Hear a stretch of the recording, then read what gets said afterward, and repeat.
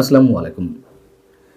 প্রায় ২ বছর পর, বলতে গেলে ২ বছর পর এবার ৭ মার্চ খানিকটা হলেও ভিন্ন আঙ্গিকে উদযাপিত হয়েছে যার, যার অবস্থান থেকে, ব্যক্তিগত জায়গা থেকে। যেখানে যেখানে মুক্তিযুদ্ধের সবকিছু ধুয়ে মুছে ফেলা হচ্ছিল ইউনূস সরকারের সময়। সেখানে বিএনপি সরকার গঠনের পর একটু হলেও মানুষ স্বস্তির নিঃশ্বাস ফেলছে নিঃসন্দেহে এবং এবং জোরে সোরে বঙ্গবন্ধুর কথাও বলা যাচ্ছে, মুক্তিযুদ্ধের কথা বলা যাচ্ছে, সেটাই স্বাভাবিক।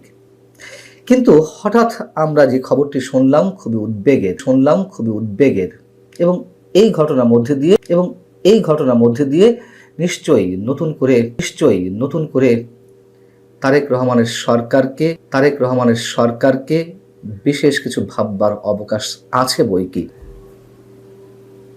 বঙ্গবন্ধুর ঐতিহাসিক ভাষণটি দেশের বিভিন্ন স্থানে ক্ষুদ্র অবস্থান থেকে হলেও এটি বেজেছে। যার একটি উদাহরণ যেটি গণমাধ্যমে এসেছে রাজধানীর মগবাজার এলাকায় বঙ্গবন্ধুর ঐতিহাসিক ভাষণটি বাজাতে সাউন্ড বক্সে বাজাতেছেন। খুবই সিগনিফিকেন্ট একটি বিষয়। এবং আবার যেটি শুনলাম যে রাজধানীরই চানখারপুল মোড়ে বঙ্গবন্ধুর ঐতিহাসিক এই ভাষণটি সাউন্ড বক্সে বাজানোর অপরাধে ঢাকা বিশ্ববিদ্যালয়ের পদার্থ বিজ্ঞান বিভাগের শিক্ষার্থী আসিফ আহমেদ সহ 2 জনকে আটক করেছে কর্মকর্তা। মনিরুজ্জামান যেটি বলছেন গণমাধ্যমকে যে ওটা বঙ্গবন্ধুর 7 মার্চের ভাষণ বাজাচ্ছিল, এটা তো নিষিদ্ধ, এজন্য তাদেরকে আটক করা হয়েছে, নিয়ে আসা হয়েছে। সাংবাদিকদের পক্ষ থেকে জানতে চাওয়া হলো যে পরবর্তী পদক্ষেপ কি। ওসি মনিরুজ্জামান বলছেন যে এত তাড়াতাড়ি যদি সিদ্ধান্ত জানতে চান তাহলে কেমনে কি হবে, এটা আমাদের সিদ্ধান্তের বিষয় আছে, নিয়ে আসছি, স্যারের সাথে আলোচনা করি, তারপর বলতে পারবো। এই হচ্ছে একজন ওসির বক্তব্য। আমি নিশ্চিত এই ওসির কাগজে 2-1টা সার্টিফিকেট থাকতে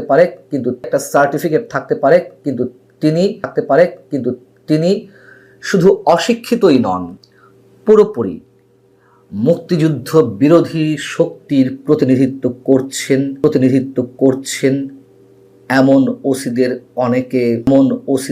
অনেকে দেশের বিভিন্ন থানায় প্রশাসনের ঊর্ধ্বতন কর্তৃপক্ষের মধ্যেও এদের অবস্থান রয়েছে। এই যে ওসি মনিরুজ্জামান বললেন যে এটি তো নিষিদ্ধ ঘোষিত ভাষণ। কোথায় পেলেন তিনি এটি? কোত্থেকে এই বিষয়টি আবিষ্কার করলেন যে 7 মার্চের ভাষণ বাংলাদেশে এই মুহূর্তে নিষিদ্ধ অবস্থায় রয়েছে? তার এত উৎসাহ কিসের? এবং এই ওসি মনিরুজ্জামানের মতন ব্যক্তিরাই প্রশাসনের বিভিন্ন স্থানে ঘাপটি মেরে থেকে তারেক রহমানের সরকারকে বিতর্কিত করতে চাইছে। ইউনূস সরকারের প্রেতাত্মারা এখনো পর্যন্ত মুক্তিযুদ্ধের স্মৃতি, সব ধরনের স্মৃতি মুছে ফেলতে এখনো খুব যত্নে কাজ করে যাচ্ছেন, এটুকু নিঃসন্দেহে বলতে পারি। ইউনূস সরকার 2024-এর 16 অক্টোবর 7 মার্চ, 17 মার্চ এবং 15 আগস্ট সহ 8টি জাতীয় দিবস বাতিল করে। নিশ্চয় মনে আছে আপনাদের। এবং শিক্ষার্থীদের পাঠ্যপুস্তকেও 7 মার্চের ঐতিহাসিক ভাষণটি তুলে নিয়ে সেখানে সংযোজন করা হয় জুলাই আন্দোলন সম্পর্কে কোনো প্রবন্ধ বা লেখা। আর 7 মার্চকে কি ইচ্ছে করলেই ইতিহাস থেকে মুছে ফেলা সম্ভব? যেখানে জাতিসংঘের ইউনেস্কো ঐতিহাসিক এই ভাষণটিকে বিশ্ব প্রামাণ্য ঐতিহ্য হিসেবে স্বীকৃতি দিয়েছে। বিশ্বের বিভিন্ন দেশে এখনো বছরের পর বছর ধরে গবেষণা চলছে এই ভাষণটিকে ঘিরে। শুধু 7 মার্চ, 17 মার্চ কিংবা 15 আগস্ট নয়, ইউনূসের মির্জাফর সরকার তো রিসেট বাটনে প্রেস করে পুরো মুক্তিযুদ্ধের ইতিহাসের খোল নলচে পাল্টে দিতে চেয়েছিল। 1.5 বছর ধরে যে সারা দেশে অসংখ্য মুক্তিযুদ্ধের স্মৃতিচিহ্ন ধ্বংস করে ফেলেছে। তারপরেও কি কোনো মানুষের মন থেকে, হৃদয় থেকে 71কে মুছে ফেলা সম্ভব হয়েছে? বঙ্গবন্ধুকে ছোট করা সম্ভব হয়েছে? আবার শুধু ইউনূস সরকারই যে 7 মার্চকে জাতীয় দিবস হিসেবে উদযাপন করার বিষয়টি বাতিল করে দিল তা নয়। বাংলাদেশের বিভিন্ন সামরিক সরকার বিভিন্ন সময় এই ভাষণটিকে নিষিদ্ধ করে রেখেছিল। কি উদ্দেশ্য ছিল? উদ্দেশ্য ছিল স্বাধীনতার নৈতিক ভিত্তি দুর্বল করা। ভাষণটি মুক্তিযুদ্ধের যেহেতু বৈধতা প্রতিষ্ঠা করে সেটিকে আড়াল করলে বিকল্প ইতিহাস দাঁড় করানো সহজ হয়। বঙ্গবন্ধুর ভূমিকা মুছে ফেলা সহজ হয়।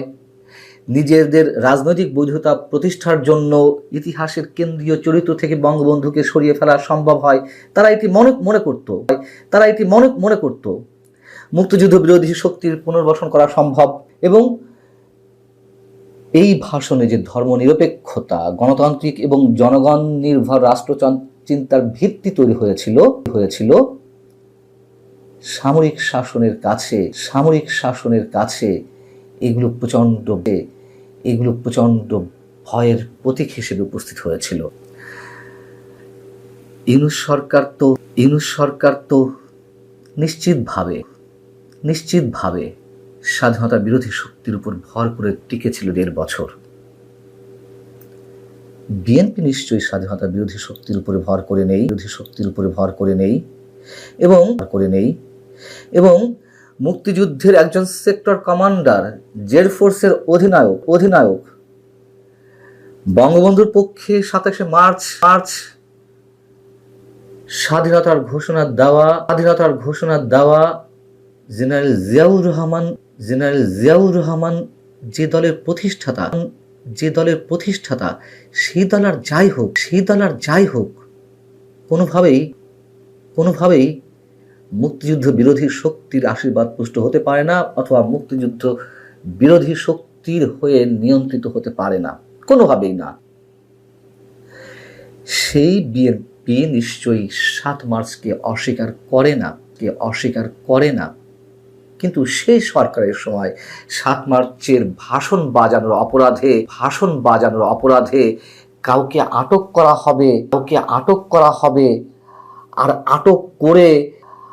আটক করে সেই পুলিশ কর্মকর্তারা বহাল তবিয়াতে থাকবেন। তারা উল্টাপাল্টা ব্যাখ্যা দেওয়ার চেষ্টা করবেন, 7 মার্চের ভাষণ নিষিদ্ধ, এই জন্য তাদেরকে আটক করা হয়েছে। এ ধরনের কথা বলারও ধৃষ্টতা তারা দেখাবে।